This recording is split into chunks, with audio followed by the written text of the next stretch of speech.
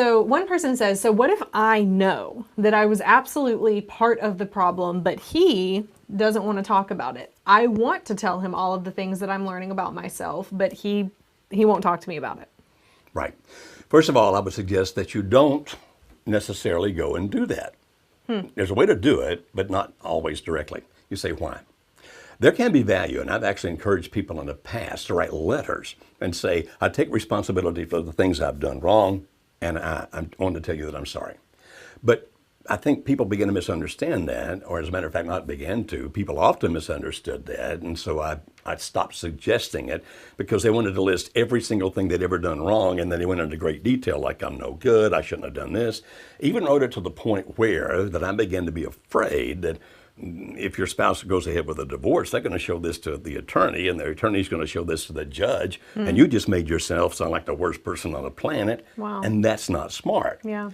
So if you're going to take responsibility for behavior, and I think that you should, if you want to write that letter, make it very succinct, like, I know I didn't listen to you as much as I should. And then if you list 3 or 4 things like that, I wish I'd spent more time with you, whatever it might be, fine. Make it more generic so that he or she knows that you're actually taking responsibility for your behavior. And don't say, I'm sorry after every one of them, put it at the end, and I'm sorry I did that. If you decide to write the letter, that's the way to do it. Succinct, not too much detail, only say you're sorry once. Now, if you say, well, I don't want to do the letter, that's fine. I want to be able to tell my spouse that. Okay, but you cannot, and it won't work if you try, until such time as he or she is ready to hear. So what do you do? Well, we don't have time to explain all of this in detail. We've talked about it on many other programs.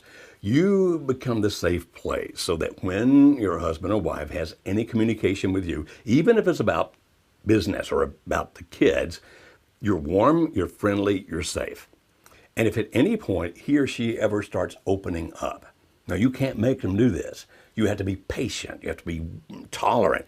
And if or when he or she does open up, you're the very safe place. You don't attack, you don't criticize, you don't condemn, you listen. And when you can, you let them know you understand. I can see how you felt that way.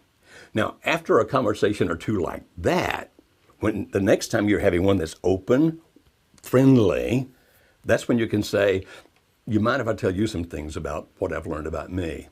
I'd appreciate the opportunity to do that. It may not make any difference to you, and I'm not doing it because I think somehow it's going to convince you to come back.